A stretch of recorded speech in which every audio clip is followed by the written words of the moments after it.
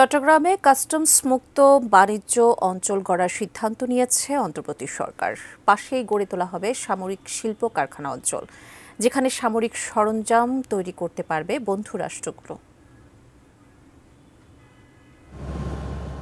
Free trade zone এই ধারণা বাংলাদেশে একেবারে নতুন, যেখানে থাকবে না কাস্টমসের কোনো বাধ্যবাধকতা। অলমোস্ট ডিমড ওভারসিজ টেরিটরি বোঝায়, যেখানে কাস্টমসের কোনো বাধ্যবাধকতা থাকবে না। সো আমি একটা এক্সাম্পল হিসেবে বলি যে আমরা ইউএস এর সাথে সবসময় কথা বলি যে আমেরিকান কটন কেন বাংলাদেশে খুব একটা বেশি ইউটিলাইজেশন হয় না। তার কিন্তু একটা বড় কারণ হচ্ছে টাইম টু মার্কেট। আমেরিকা থেকে কটন আসতে যে সময় লাগে একটা অর্ডার প্লেস করার পরে, এটা আসলে ভায়াবল না।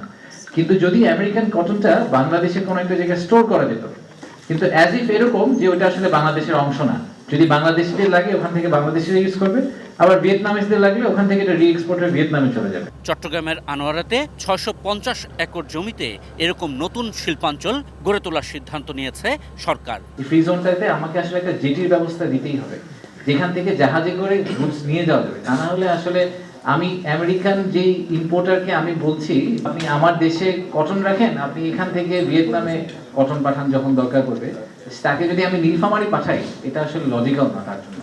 তাকে আসলে অ্যাক্সেস টু সিটা খুব ইম্পর্টেন্ট ফ্রি ট্রেড জোনের জন্য।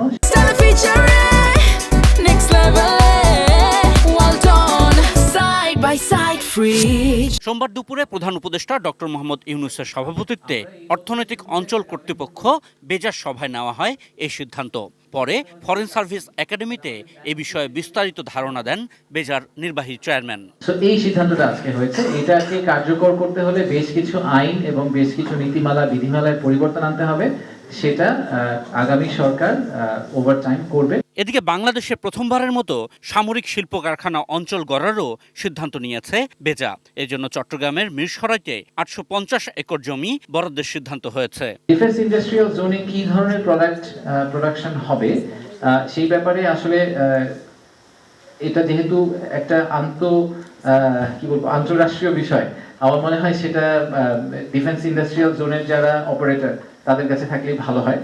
কোন কোন দেশের সাথে আমরা কথা বলছি, এগেন এটা একটা ডিপ্লোম্যাটিক এবং দ্বিপাক্ষিক ইস্যু। আমার মনে হয় এটা পাবলিক ডোমেনে আলাপ না করে ভালো।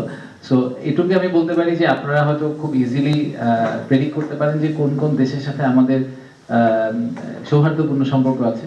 সেই সব দেশের সাথেই আসলে আমরা এগুলো নিয়ে আলাপ করছি।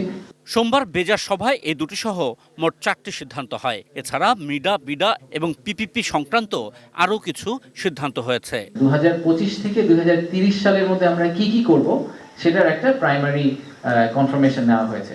তো এই আগামী 5 বছরে আমাদের একটা বড় ফোকাস থাকবে ডিপ সি পোর্টটাকে ভালোভাবে চালু করা, একটা বড় ফোকাস থাকবে আমাদের এলএনজি এবং এলপিজি টার্মিনাল চালু করা। আশিকুর রহমান অপু, এটি নিউজ, ঢাকা।